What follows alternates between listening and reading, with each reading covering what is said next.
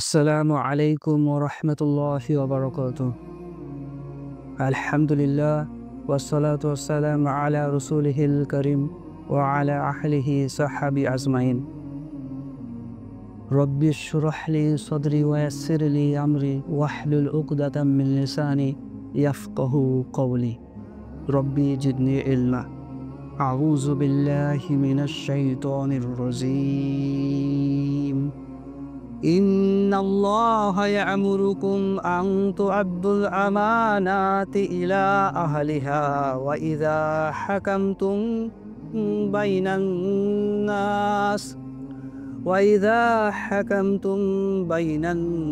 নাসি আন তাহকুমু বিল আদল। ইন্নাল্লাহা নি'ম্মা ইয়া'iযুকুম বিহি ইন্নাল্লাহা কানা সামিআন বাসীরা। আলহামদুলিল্লাহ, সমস্ত প্রশংসা সৃষ্টি জগতের প্রতিপালক মহান রব্বুল আলামিনের প্রতি। সালাত ও সালাম বর্ষিত হোক সর্বশ্রেষ্ঠ মানব, সর্বশ্রেষ্ঠ নবী হযরত মুহাম্মদ সাল্লাল্লাহু আলাইহি ওয়াসাল্লামের উপরে। আজকে আমাদের সাপ্তাহিক দার্সের বিষয়বস্তু হচ্ছে সূরা আন-নিসার আয়াত 58। আমরা দেখব এই আয়াতে মহান রব্বুল আলামিন আমাদের জন্য কি উপদেশ দিচ্ছেন, মানব জাতির জন্য কি উপদেশ তিনি বর্ণনা করছেন এই মহিমান্বিত কিতাবে। শুরুতেই আমি আয়াতের তেলাওয়াত করেছি এবং আমরা সরল অনুবাদে দেখব যে মহান রব্বুল আলামিন এই আয়াতে আমাদের জন্য কি বলেছেন। আল্লাহ রব্বুল আলামিন বলেন, নিশ্চয়ই আল্লাহ তোমাদেরকে নির্দেশ দিচ্ছেন হকদারদেরকে হক তাদের কাছে পৌঁছে দিতে। তোমরা যখন মানুষের মাঝে বিচার করবে তখন ন্যায়পরায়ণতার সঙ্গে বিচার করবে। আর আল্লাহ তোমাদেরকে কত উত্তম উপদেশই না দিচ্ছেন। নিশ্চয়ই আল্লাহ সব কিছু শোনেন, সব কিছু দেখেন। সুবহানাল্লাহ। মহান রব্বুল আলামিন এখানে আমাদেরকে কয়েকটি বিষয়ের জন্য উপদেশ দিচ্ছেন এবং বলছেন মহান আল্লাহ তাআলার উপদেশই হচ্ছে সর্বোত্তম, কতই না উত্তম উপদেশ, এবং তিনি সর্বদ্রষ্টা, সব কিছু দেখেন এবং সর্বশ্রোতা, তিনি সব কিছু শোনেন। এমনকি আমরা আজকে যে এখানে দার্স দিচ্ছি অবশ্যই মহান রব্বুল আলামিন এটা দেখছেন এবং শুনছেন। মহান রব্বুল আলামিনের দরবারে আমরা এটা প্রত্যাশা করি মহান রব্বুল আলামিন আমাদেরকে এই কোরআনের আলোকে জীবন গড়ার তৌফিক দান করবেন ইনশাআল্লাহ।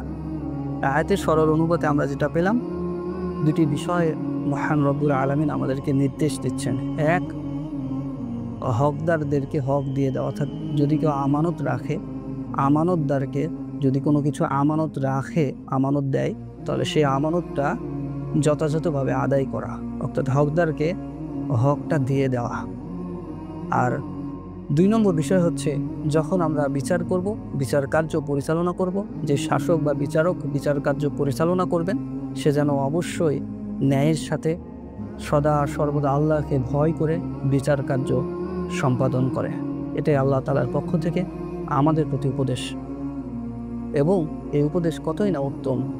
আজকে এই ন্যায়পরায়ণতা এবং আমানতদারিতা, এই দুইটা জিনিসের অভাবে আমাদের যাবতীয় যে ধরনের সিচুয়েশনগুলো আছে বা আমাদের এই পৃথিবীতে যাবতীয় যে ধরনের অকর্ম, কুকর্ম বা বেহকি জিনিসগুলো, বেইনসাফি জিনিসগুলো আসে, সেগুলো কিন্তু এর আন্ডারে পড়ে যায় যে তারা আমানতদারিতা রক্ষা করতে পারে না বা তারা ন্যায়ের সাথে বিচার কার্য পরিচালনা করতে পারে না। ইভেন আমরা বর্তমান সিচুয়েশনেও দেখি যে বর্তমানে বাংলাদেশ এমন এক সিচুয়েশনের মধ্য দিয়ে যাচ্ছে যেখানে প্রচুর পরিমাণে আমানতদারিতা লঙ্ঘন হচ্ছে, প্রচুর পরিমাণে দুর্নীতিগ্রস্ত, প্রচুর পরিমাণে আমরা আমানতের খেয়ানত করতেছি, বিচারের নামে প্রহসন করতেছি, ন্যায় বিচারের ধারে কাছেও আমরা নেই। আমাদের এই গণতান্ত্রিক ব্যবস্থা, প্রচলিত যে ব্যবস্থা, ঘুণে ধরা যে ব্যবস্থা, এই ব্যবস্থায় আমরা মাত্র প্রহসন করি। বছরের পর বছর চলে যায়, জমির কেসের কোনো ফায়সালা হয় না। বছরের পর বছর চলে যায়, একজন হত্যাকারী, হত্যা মামলার আসামি, তাকে অ্যারেস্ট করা হয় না, অথবা অ্যারেস্ট করা হলেও বছরের পর বছর চলে যায়, তার কোনো সুরাহা হয় না। একজন হত্যাকারী সে বছরের পর বছর ডিলে করতে পারে, সময় কালক্ষেপণ করতে পারে এই প্রহসনের বিচার ব্যবস্থার মাধ্যমে। অথচ মহান রব্বুল আলামিন আমাদেরকে স্পষ্টত নির্দেশ দিচ্ছেন যে তোমরা বিচার করো ন্যায়ের সঙ্গে বিচার করো।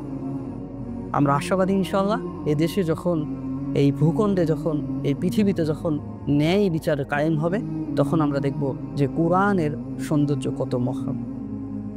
এটা অবশ্যই মনে রাখতে হবে যে অবশ্যই একমাত্র ন্যায় বিচার প্রতিষ্ঠার মানদণ্ড হচ্ছে আল্লাহ রব্বুল আলামিনের আইন, আল্লাহ রব্বুল আলামিনের কিতাবের অনুসরণ।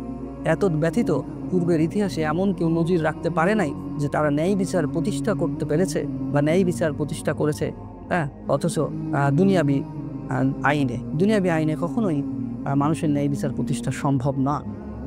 তো আমরা সরল অনুপাতে যে জিনিসটা পাচ্ছি, যে আয়াতটার একটা শানে নজুল আছে, সেই শানে নজুলটা আমরা জানবো যে হজরত মুহাম্মদ সাল্লাল্লাহু আলাইহি সাল্লাম যখন মক্কা বিজয় করে আসলেন, মক্কাতে ফিরলেন, তখন আল্লাহ তাআলা তার প্রতিদান, আল্লাহ তাআলার যে ওয়াদাকৃত অঙ্গীকার ছিল সেটা পূর্ণ হয়। এবং আমরা ওই সময়ের ঘটনার প্রেক্ষিতে এটা জানা যায় যে ওই সময় একজন সাহাবী ছিলেন উসমান ইবনে তালহা রাদিয়াল্লাহু তাআলা আনহু। তেনাকে রাসূলুল্লাহ সাল্লাল্লাহু আলাইহি সাল্লাম ডাকলেন এবং কাবা শরীফের চাবি হস্তান্তর করে বললেন, এগুলো তোমার চাবি, আজকের দিন হলো অঙ্গীকার পূরণ ও পূর্ণের দিন। সুবহানাল্লাহ। এই আয়াতের, এই ঘটনার প্রেক্ষিতেই এই আয়াতটি নাজিল হয়েছে। এবং এই আয়াতে যখন এই আমানত পূর্ণ করার বিষয়টা উত্থাপিত হয়েছে বা উঠে এসেছে, এটা হলো সার্বজনীন, এই ঘটনাটা হচ্ছে সার্বজনীন। তখন আর একমাত্র ওই ঘটনার প্রেক্ষিতে আয়াতটা থাকে না। যখন কোনো আয়াত নাজিল হয় তখন সে আয়াতটা সর্বসাধারণের জন্য আইন হয়ে যায় আর কি। তো এই কারণে আমাদের প্রত্যেকের মনে রাখতে হবে যে আমরা আমাদের নিজ জীবনে, ব্যক্তিগত জীবনে যাতে আমানতকে রক্ষা করতে পারি এবং ন্যায়ের সাথে জীবন গড়তে পারি। এবং আমরা হাদিস থেকে দেখব যে রাসূলুল্লাহ সাল্লাল্লাহু আলাইহি সাল্লাম আমাদেরকে আমানতের বিষয়ে কি বলছেন। হযরত সুমরা রাদিয়াল্লাহু তাআলা আনহু হতে বর্ণিত, রাসূলুল্লাহ সাল্লাল্লাহু আলাইহি সাল্লাম বলেছেন, যে তোমাদের সাথে বিশ্বস্ততা প্রদর্শন করে তার গচ্ছিত দ্রব্য আদায় করো, এবং যে তোমার সাথে বিশ্বাসঘাতকতা করে তুমি তার সাথে বিশ্বাসঘাতকতা করো না। হাদিসটি এসেছে মুসনাদে আহমদ। এই হাদিসটা আয়াতের সাথে প্রাসঙ্গিক। আমরা এই জিনিসটা বুঝতে পারি যে আমানতদারিতা কত বড় একটা গুণ, এবং যাকে যে হকটা আদায় করতে হবে সেটা কিন্তু অবশ্যই, যে গচ্ছিত সম্পদ অবশ্যই যথাযথভাবে আদায় করতে হবে। এই আয়াতের এদিকে এই দিকটা যেমন একটা অর্থ প্রকাশ করে, অনুরূপভাবে এই অর্থ প্রকাশ করে যে প্রত্যেকের ওপরে নিজ নিজ যে দায়িত্ব বর্তায়, এটাও তার কাছে কিন্তু আমানত। এবং প্রত্যেকে, ইভেন একজন পুরুষ মানুষ তার সংসারে যে দায়িত্ব পালন করে, স্ত্রীর প্রতি, বোনের প্রতি, মায়ের প্রতি, বা ছোট ভাই বোনদের প্রতি, অথবা বাপ পিতার প্রতি, যে সকল মানুষের প্রতি দায়িত্ব পালন করুক না কেন, সাংসারিক জীবনেও এই দায়িত্বটা তার ওপর অর্পিত এক আমানত, এবং এই আমানতের ব্যাপারে সে জিজ্ঞাসিত হবে। ইভেন এমনকি যারা কর্মক্ষেত্রে কাজ করতেছি বা কোনো লেনদেন করতেছি, প্রত্যেকটা জায়গায় প্রত্যেকটা মানুষ এক একটা আমানতদারিতা নিয়ে আছে, এবং এই আমানত সম্পর্কে অবশ্যই তারা জিজ্ঞাসিত হবে কিয়ামতের দিন। এবং সেই ভয়াবহ দিনের একটা হাদিস আসছে, রাসূলুল্লাহ সাল্লাল্লাহু আলাইহি সাল্লাম বলেছেন, কিয়ামতের দিন প্রত্যেক হকদারকে তার হক আদায় করিয়ে দেওয়া হবে। এমনকি যদি এক শিংযুক্ত ছাগল, যদি কোনো শিংবিহীন ছাগলকে ঘুঁতা দিয়ে থাকে, তাও এই কিয়ামতের দিনে সেটা আদায় করে দেওয়া হবে। কিভাবে আদায় করে দেওয়া হবে? তাদেরকে, যার শিং ছিল না তাকে শিং দেওয়া হবে, এবং সে অনুরূপভাবে তদ্রুপ, অর্থাৎ সমপরিমাণ বদলা সে নিবে। তদ্রুপ আঘাত সে শিংযুক্ত ছাগলকে করবে, যে আঘাতটা সে পৃথিবীতে শিং না থাকার কারণে অপর ছাগলকে করেছিল। এই হাদিস থেকে আমরা স্পষ্টতই বুঝতে পারি যে মহান রব্বুল আলামিন হলেন সর্বশ্রেষ্ঠ বিচারক এবং সর্বশ্রেষ্ঠ আমানতদার এবং সর্বশ্রেষ্ঠ অঙ্গীকার পূর্ণকারী। সুবহানাল্লাহ। এবং আমরা প্রত্যেকে আশাবাদ ব্যক্ত করি যে আমরা নিজ জীবনে যদি আমানতদারিতাকে রক্ষা করতে পারি, নিজ জীবনে যদি ন্যায়পরায়ণতা ধারণ করতে পারি, ইনশাআল্লাহ আল্লাহ তাআলা আমাদেরকে ওই পর্যায়ে পৌঁছাবেন ইনশাআল্লাহ, এবং আমাদেরকে আখিরাতে কিয়ামতের দিনে বিচারের সেই ভয়াবহ দিনে ক্ষমা করবেন ইনশাআল্লাহ।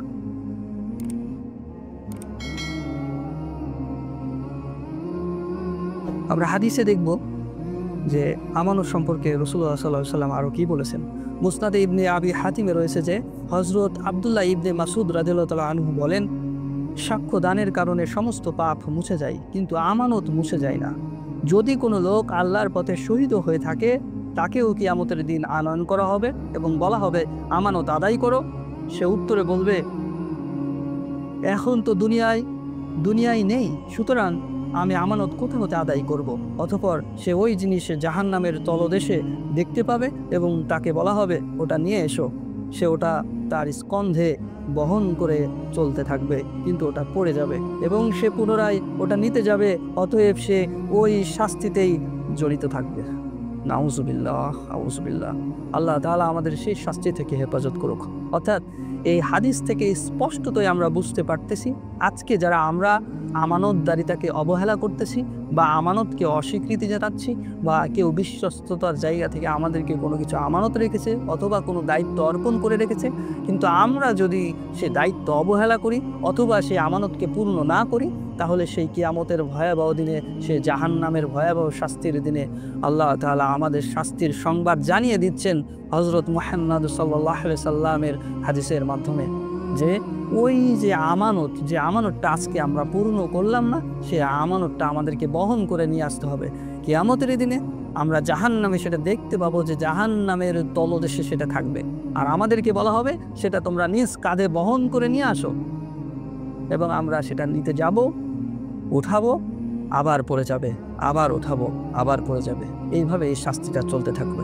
নাউজুবিল্লাহ। একবার চিন্তা করে দেখুন যে সেই জাহান্নামের ভয়াবহতা কত কঠিন। কাজেই ভাই আমার, এই হাদিস থেকে, এই কোরআনের এই আয়াতের আলোকে আমরা এই জিনিসটা এসে নিজেদের অন্তরকে বাধাই করে নিই, যে আমানত রক্ষা করে নিই। যার মধ্যে আমানতদারিতা নেই সে আসলে মুমিন হতে পারে না, কারণ মুমিনদের অন্যতম বৈশিষ্ট্য হচ্ছে আমানতদারিতা, আমানতকে রক্ষা করা। আজকে আমরা যে সকল সিচুয়েশনে এসে পৌঁছেছি, আমাদের আজকের এই বাংলাদেশের ভূখণ্ডে আমানতদারিতার প্রচণ্ড অভাব। সে সরকারি কার্যকলাপ থেকে শুরু করে বেসরকারি বিভিন্ন খাতে আমরা দেখতে পাই, বিভিন্ন লেনদেনে দেখতে পাই, ব্যবসার বিভিন্ন লেনদেনে দেখতে পাই যে আমরা আমানতদারিকে খুবই তুচ্ছ মনে করি। দাড়ি-টুপি থাকলেও আমরা আমানতদারিটাকে খুবই তুচ্ছ মনে করি। নামাজ রোজা করলেও আমানতদারিতাকে আমরা তুচ্ছ মনে করি। অথচ এই আমানতদারিতা ছিল হযরত মুহাম্মদ সাল্লাল্লাহু আলাইহি সাল্লামের নববী বৈশিষ্ট্য, হযরত মুহাম্মদ সাল্লাল্লাহু আলাইহি সাল্লামের নবুয়তের পূর্ব বৈশিষ্ট্য। নবুয়তের পূর্বেও তিনি আমানতদার ছিলেন, এবং আমরা জানি তিনি আল আমিন নামে বিশ্বাসী উপাধিতে ভূষিত হয়েছিলেন। এবং প্রত্যেকটা মানুষ, মক্কার প্রত্যেকটা মানুষ জানতো যে আমানতদার ছিলেন মুহাম্মদ ইবনে আব্দুল্লাহ। সুবহানাল্লাহ। সে আমানতদারিতা আমাদের মধ্যে আল্লাহ তুমি দান করো। প্রত্যেক ঈমানদারদেরকে আমি এই সংবাদ পৌঁছে দিতে চাই এই আয়াতের মাধ্যমে, এই হাদিসের মাধ্যমে, যে আপনারা প্রত্যেকে আমানতদারিতাকে জীবনের অংশ মনে করুন। প্রত্যেকটা কাজে আমানতদারিতা রক্ষা করে চলুন। এই আমানতদারিতা বলতে শুধু এটা না যে আমি আপনার কাছে টাকা রাখলাম, সেই টাকা আপনি 2 মাস পরে আমাকে ফেরত দিবেন, এটা না শুধু, অথবা সম্পদ ফিরিয়ে দিবেন, এটা না শুধু। আমানতদারিতা যদি কোনো দায়িত্ব আপনার কাছে অর্পিত হয়, সে দায়িত্ব আপনাকে যথাযথ পূর্ণ করা হচ্ছে আমানতের অংশ, আমানতদারিতার অংশ। অর্থাৎ আল্লাহ তাআলা বান্দা হিসেবে আমাদেরকে যে দায়িত্ব অর্পণ করেছেন, 5 ওয়াক্ত সালাত, সময় মতো সালাত আদায় করা, বা দান করা, বা সাদাকা করা, বা যাকাত আদায় করা, হজ করা, এই প্রত্যেকটা ইবাদতও কিন্তু আমাদের প্রতি আমানত। কাজেই আমরা যদি সেগুলো যথাযথভাবে পালন করতে না পারি বা ব্যর্থ হই, তাহলে অবশ্যই এই সম্পর্কে জিজ্ঞাসিত হতে হবে।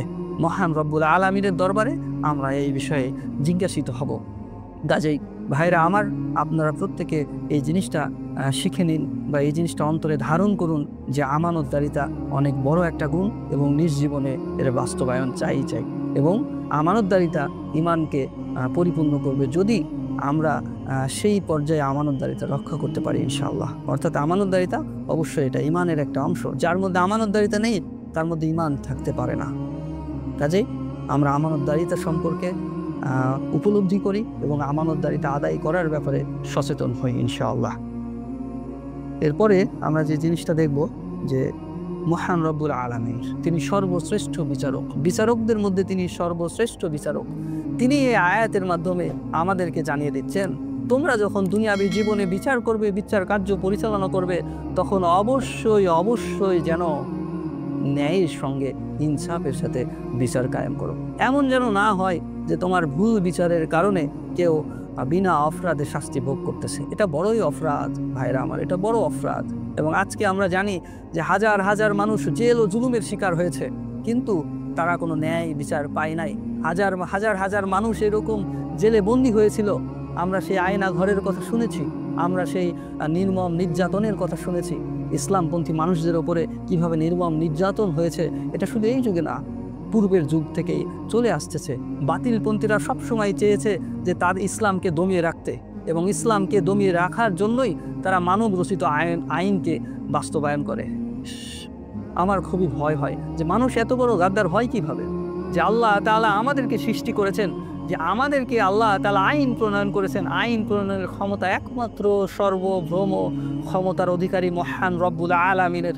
আইন প্রণয়নের ক্ষমতার কারণেই, আইন প্রণয়নের ক্ষমতার কারণেই একমাত্র আল্লাহর এই ক্ষমতা আছে। কাজেই আজকে যারা গণতান্ত্রিক পদ্ধতির নামে আইন প্রণয়নের প্রচেষ্টা চালাচ্ছেন, মানুষদেরকে মানব রচিত আইনের মাধ্যমে জীবনযাপনের জন্য বাধ্য করতেছেন, তারা জেনে রাখুন আল্লাহ তাআলার আইন ব্যতি রেখে যদি আমরা আইন বাস্তবায়ন করি, তাহলে এটা বড় কুফরি হচ্ছে। আখিরাতে আপনারা অবশ্যই ধরাশয়ী হবেন, আখিরাতে এই সম্পর্কে আপনাকে জবাবদিহি অবশ্যই করতে হবে। কাজেই আপনারা ভয় করুন, আল্লাহ তাআলার আইনের কাছে নিজেদেরকে সমর্পণ করুন। মানব রচিত আইনকে ডাস্টবিনে ফেলে দেন, কারণ মানব রচিত আইন কখনোই বাস্তবায়ন হলে ন্যায় বিচার প্রতিষ্ঠা হবে না। ন্যায় বিচার প্রতিষ্ঠা হবে না। ন্যায় বিচার প্রতিষ্ঠা হবে একমাত্র মহান রব্বুল আলামিনের আইন যেদিন এই ভূখণ্ডে, এই পৃথিবীতে বাস্তবায়িত হবে, তখনই ইনশাআল্লাহ ন্যায় বিচার প্রতিষ্ঠিত হবে। এবং আমরা পূর্বের যুগে খলিফায়ে রাশেদিন এবং হযরত মুহাম্মদ সাল্লাল্লাহু আলাইহি সাল্লামের সেই সোনালী যুগে দেখে এসেছি কিভাবে মদিনায় ন্যায় বিচার কায়েম হয়েছে, কিভাবে ইসলামী ভূখণ্ডে ন্যায় বিচার কায়েম হয়েছে। এই ইতিহাসে এই নজির আপনি আর দুইটা পাবেন না। ইসলামী শাসনতন্ত্র ব্যতি রেখে, ইসলামী আইন ব্যতি রেখে, শরিয়া ভিত্তিক আইন ব্যতি রেখে কখনোই ন্যায় বিচার সম্ভব নয়। আজকে যে হাজার হাজার দিন মানুষ এই কোর্টে ধর্ণা দিচ্ছে, কিন্তু কোনো ন্যায় বিচার পাচ্ছে না। এর কারণ একটাই, কারণ প্রহসন চলে এখানে। মানুষের বিচারের নামে প্রহসন চলে। এখানে একটা ইন্ডাস্ট্রি গঠিত হয়েছে যে আপনার বিচার কার্যকে ডিলে করবে, এবং এই ডিলের মাধ্যমে এখন তো আপনি ন্যায় বিচার পাবেন না, কিন্তু অঢেল অর্থ সম্পদ আপনার চলে যাবে, কিন্তু আপনি ন্যায় বিচারের ধারে কাছে পৌঁছাতে পারবেন না। আজকে আমাদের খুবই খারাপ লাগে এই সকল জিনিসগুলো দেখে, যে সে সকল আইনজীবীরা কিভাবে একজন অন্যায়ের পক্ষে এই অন্যায়কে ন্যায় বলে প্রতিষ্ঠা করার জন্য কিভাবে কাজ করে যায়, শুধুমাত্র কিছু দুনিয়াবি টাকার উদ্দেশ্যে, টাকার জন্য। এই প্রহসনকে বন্ধ করতে হবে। আল্লাহর এই দুনিয়ায়, আল্লাহর এই ভূখণ্ডে অবশ্যই আল্লাহর আইনকে বাস্তবায়ন করতে হবে। এটাই আল্লাহ তাআলার নির্দেশ, এটাই হযরত মুহাম্মদ সাল্লাল্লাহু আলাইহি সাল্লামের সুন্নাহ। কাজেই আমরা এটা অন্তরে ধারণ করি ইনশাআল্লাহ। আল্লাহ তাআলা এই আয়াতে আমাদেরকে এই জিনিসটা বলতেছেন যে তোমরা যখন বিচার কার্য পরিচালনা করবে, তখন ন্যায়ের সঙ্গে বিচার করো। এবং যেই বিচারক যদি ইসলামী শাসনতন্ত্র কায়েমও হয়, সেই বিচারক যদি জুলুম করে, অত্যাচার করে, তাহলে জেনে রাখুন তখনও কিন্তু আল্লাহ তাআলা সেই বিচারকের সাথে থাকবেন না।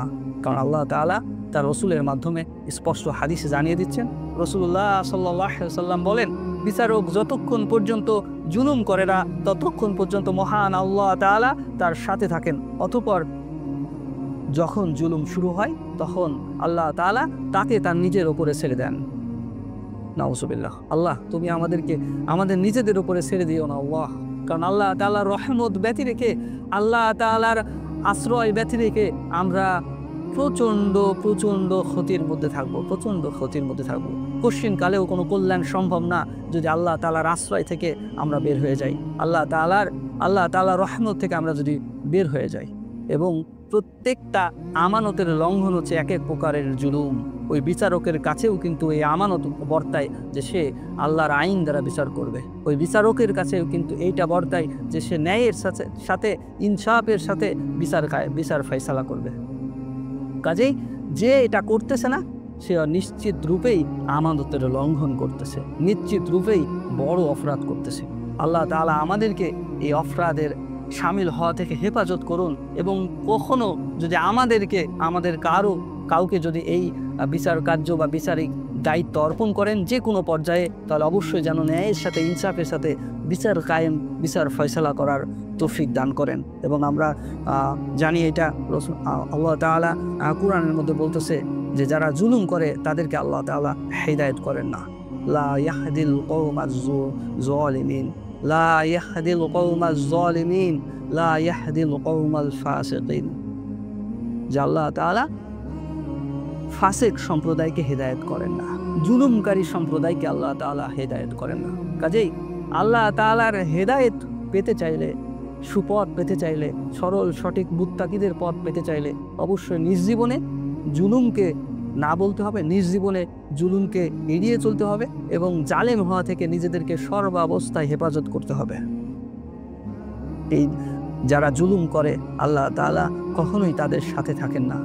আর আল্লাহ তাআলা যদি সাথে না থাকেন তাহলে মানুষের জীবনের সবচেয়ে বড় ক্ষতি হচ্ছে এইটা, যে আল্লাহ তার সাথে নেই। যে আল্লাহ তাআলাকে পেয়ে গেল, দুনিয়াতে যদি দুনিয়ার সমস্ত মানুষ, সমস্ত জিন, সমস্ত সৃষ্টি যদি তার বিপক্ষে চলে যায়, অথচ আল্লাহ যদি তার পক্ষে থাকে, এটাই হলো তার মহা সাফল্য। আমি বলবো এটাই তার মহা সাফল্য। আর যে ব্যক্তি পুরো দুনিয়ার ক্ষমতা পেয়ে গেল, পুরো দুনিয়ার মানুষ তার সাথী হয়ে গেল, কিন্তু আল্লাহ তার পক্ষ নিল না, তাহলে বুঝতে হবে সেই হলো চরম দুর্ভাগা, সেই হলো জাহান্নামের অধিবাসী। কাজেই যে ব্যক্তি আল্লাহকে পেয়ে গেল সে কি হারালো, আর যে আল্লাহকে হারালো সে কি পেল, এই জিনিসটা বোঝা খুবই জরুরি, অতীব জরুরি। কাজে আল্লাহ তাআলা ওই সকল ব্যক্তিকে নিজেদের উপর ছেড়ে দেন যারা বিচার কার্য পরিচালনায় জুলুম শুরু করে। অথবা এই জিনিসটা আমরা দেখতে পাচ্ছি যে যখন কেউ বিচার কার্য পরিচালনা করে, যদি সে ন্যায়ের সাথে বিচার পরিচালনা করে, তাহলে আল্লাহ তাআলা তার সাথে থাকেন। যদিও তার কোনো ভুল ত্রুটি অনিচ্ছাকৃত হয়ে যায়, আল্লাহ তাআলা তাকে ক্ষমা করবেন ইনশাআল্লাহ। এবং এই আয়াতের পরবর্তী অংশে আল্লাহ তাআলা বলতেছে, আল্লাহ কতই না উত্তম উপদেশদাতা। সুবহানাল্লাহ, আল্লাহ কতই না উত্তম উপদেশ আমাদেরকে দান করেন।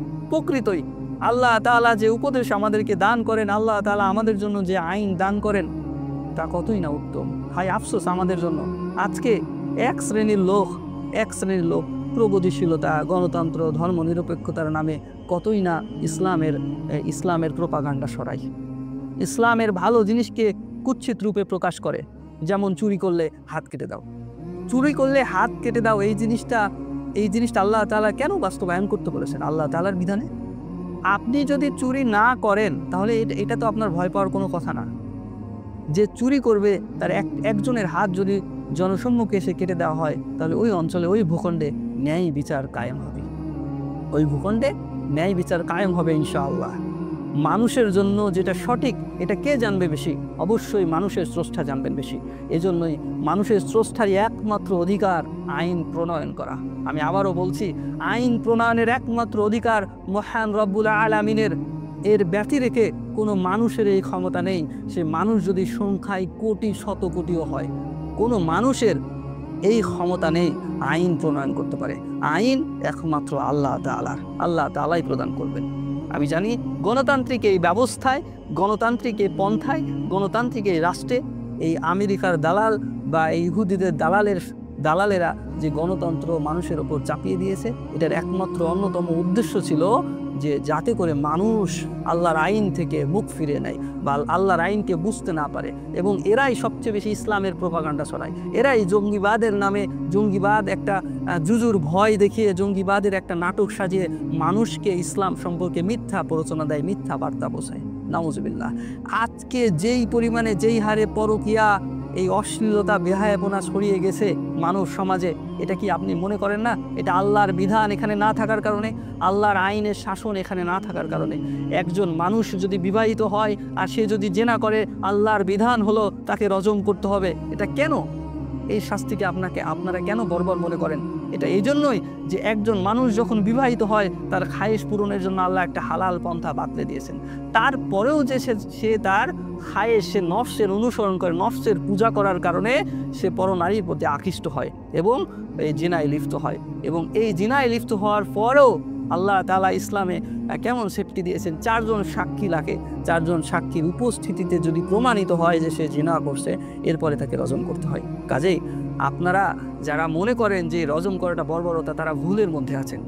একজন মানুষের যদি এরকম রজম করার বিধান কায়েম হয়, তাহলে সেই অঞ্চলে জেনা একদম কমে যাবে, সে অঞ্চলে জেনা একদম শূন্য লেভেলে চলে আসবে। এখন আমরা দেখতে পাচ্ছি আলহামদুলিল্লাহ, এখন আমাদের এই উদাহরণ আমাদের সামনে, চোখের সামনে আমরা দেখতে পাচ্ছি আফগানিস্তানে আল্লাহর বিধান কায়েমের মাধ্যমে আফগান বাহিনীরা, আমাদের মুজাহিদ ভাইয়েরা কিভাবে তাদের ইসলামের সৌন্দর্যকে ছড়িয়ে দিচ্ছেন। সুবহানাল্লাহ। এই ইসলামী ইমারার মাধ্যমে ইসলামের একটা বার্তা পাচ্ছে। সুবহানাল্লাহ। আর আমেরিকার দালালেরা জাতিসংঘের নামে, বিভিন্ন পাইতারার নামে তারা কি করে, নারী অধিকারের নামে তারা এই আফগানদের বিরোধিতা করে, অথচ তারা সেই আফগানদের সাথে পরাজিত হয়ে লেজ গুটিয়ে পালিয়ে যায় এবং তারা ভয় করে। আপনারা জেনে রাখুন, আজকের আমি একটা বার্তা দিচ্ছি এটাই, যে গণতন্ত্রের সবচেয়ে বড় ভয় হলো ইসলাম। আজকের যারা জালেম, এই জালেম ইহুদি থেকে শুরু করে, ইহুদি নাসারা থেকে শুরু করে আমেরিকা, যারা এই পুরো ওয়ার্ল্ডকে ক্ষমতার কারণে কুক্ষিগত করে রাখছে আর অর্থনৈতিকভাবে কুক্ষিগত করে রাখছে, তাদের একমাত্র ভয় হলো ইসলামী শাসন ব্যবস্থা, ইসলামী অর্থনৈতিক ব্যবস্থা, এই সুদভিত্তিক ব্যবস্থা, এই ইসলাম থেকে দূরে সরে যাওয়ার যে ব্যবস্থা, এই সবগুলো ব্যবস্থার একমাত্র ভয় কিন্তু তারা গণতন্ত্র, কখনো সমাজতন্ত্রকে ভয় পায় না। তারা এটা মনে করে না যে গণতন্ত্র, সমাজতন্ত্র প্রতিষ্ঠিত হলে গণতন্ত্র নাই হয়ে যাবে, এটা না। কারণ গণতন্ত্র এমনভাবে গেড়ে বসেছে আমাদের সমাজে, গত 100 বছরে এটা প্রমাণিত, বিভিন্ন জায়গায় প্রমাণিত। এই গণতন্ত্র একটা মূর্খের শাসন ব্যবস্থা। অধিকাংশ কখনোই সত্যের মানদণ্ড হতে পারে না। কাজেই গণতন্ত্রের একমাত্র ভয় হলো ইসলামী শরিয়া ব্যবস্থা। কাজেই ভাইয়েরা আমার, ইসলামী শরিয়া ব্যবস্থার সৌন্দর্যকে তুলে ধরার চেষ্টা করুন, নিজেদের আকাঙ্ক্ষাকে বাস্তবায়ন করার চেষ্টা করুন। আমি যে জুলুমের শিকার হচ্ছি, এটার একমাত্র কারণ হলো এই দেশে গণতান্ত্রিক ব্যবস্থা। এই দেশে যদি ইসলামী শরিয়া ভিত্তিক দেশ রাষ্ট্র প্রতিষ্ঠিত হতো এবং মানুষের মধ্যে যদি আমানতদারিতা, ন্যায়পরায়ণতা, আমানতদারিতার সততা বজায় থাকতো, তাহলে অবশ্যই ইনশাআল্লাহ আমরা সুখে শান্তিতে থাকতে পারতাম। এবং আল্লাহ তাআলার কাছে আমি আশাবাদ ব্যক্ত করি, আমরা হয়তো এই দুনিয়াতে চিরকাল থাকবো না, হয়তো ইনশাআল্লাহ কোনো একদিন এই ভূখণ্ডে আল্লাহ তাআলা তার বিধান কায়েম করবেন ইনশাআল্লাহ। যখন একজন বিচারক ভয় করবে যে আখিরাতে আল্লাহ তাআলার সামনে দাঁড়াতে হবে, তখন ইনশাআল্লাহ এই ভূখণ্ডে ন্যায় বিচার কায়েম হবে। এই আয়াত থেকে, সূরা আন-নিসার 58 নম্বর আয়াত থেকে আমরা এই শিক্ষা পাই যে মহান রব্বুল আলামিন আমাদেরকে নির্দেশ দিচ্ছেন, যখনই আমরা বিচার কার্য পরিচালনা করব, তখন যেন ন্যায়ের সাথে, ইনসাফের সাথে পরিচালনা করি। কাজেই এই আয়াতটা আমাদের বর্তমান ব্যবস্থার সাথে প্রচণ্ড লেভেলে প্রাসঙ্গিক। এ কারণে আমি এই কথাগুলো বললাম। এখন এমন সিচুয়েশান, এমন সময় চলে এসেছে, যারা এই গণতান্ত্রিক ব্যবস্থার প্রতি সমালোচনা করে, যারা এই সিস্টেমের প্রতি কথা বলে, সিস্টেমকে নিয়ে কথা বলে, তারাই আজকে গুম হয়ে যায়, তারাই আজকে খুন হয়ে যায়। আমরা বিগত 15-16 বছরে এই রীতিটা, এই সুন্নাটাই দেখতেছি, আবার এটা শুরু হয়েছে। আমরা দেখেছি এখন বর্তমানে আমাদের কিছু ভাইদেরকেও এরকম ইসলাম প্রচার করার কারণে, যারা দায়িত্বশীলতার জায়গা থেকে ইসলামের দাওয়া প্রচার করার কারণে, শরিয়ার প্রাসঙ্গিকতা প্রচার করার কারণে, গণতান্ত্রিক ব্যবস্থার অসারতা মানুষের কাছে তুলে ধরার কারণে আবার তাদেরকে জঙ্গি নাটক সাজানো হচ্ছে। এগুলা সবগুলোই হলো প্রহসন। আপনারা জেনে রাখুন যে একদিন এই ভূখণ্ডে আল্লাহ তাআলার শাসন কায়েম হবে ইনশাআল্লাহ। আর প্রত্যেক দালাল, প্রত্যেকটা কাফের মুশরিকদের এই জিনিসটা সচেতন হয়ে যান যে যারা ইসলামের বিরোধিতা করতেছেন, তারাই অবশ্যই আল্লাহ তাআলার পাকড়াওয়ের শিকার হবেন ইনশাআল্লাহ। যারাই জুলুম করার চেষ্টা করতেছেন, তারা অবশ্যই আল্লাহ তাআলার সামনে দাঁড়াবেন এবং আল্লাহ তাআলার কঠিন আযাবে পাকড়াও হবেন। আল্লাহ তাআলা আমাদের প্রত্যেককে যেন এই জিনিসটা বোঝার তৌফিক দেন যে আমানতদারিতা রক্ষা করা, আল্লাহ তাআলার বিধান অনুযায়ী ন্যায়ের সাথে বিচার কার্য পরিচালনা করাটা যাতে আমরা করতে পারি, এবং বিচার কার্য পরিচালনা করাটা যে আমাদের জন্য কতই জরুরি, এই জিনিসটা আল্লাহ তাআলা আমাদের প্রত্যেককে বোঝার তৌফিক দেন। আজকের এই বর্তমান সিচুয়েশানে দাঁড়িয়ে এই আয়াতটা অত্যন্ত প্রাসঙ্গিক। আমি আবারও বলছি যে আমি এর পূর্বেও বলেছি যে আমাদের উদ্দেশ্য একটাই, যে মানুষের কাছে আল্লাহ তাআলার আইন, আল্লাহ তাআলার শাসন ব্যবস্থা, আল্লাহ তাআলা প্রদত্ত ইসলামকে প্রসার করা। হ্যাঁ, আমি একজন সাধারণ শিক্ষিত মানুষ, আমি আলেম নই।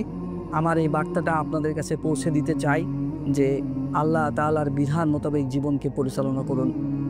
জীবন সুন্দর হবে ইনশাআল্লাহ। জীবনটাকে সুন্দরভাবে সাজিয়ে নেন ইনশাআল্লাহ। আল্লাহ তাআলা আমাদেরকে সাহায্য করবেন ইনশাআল্লাহ।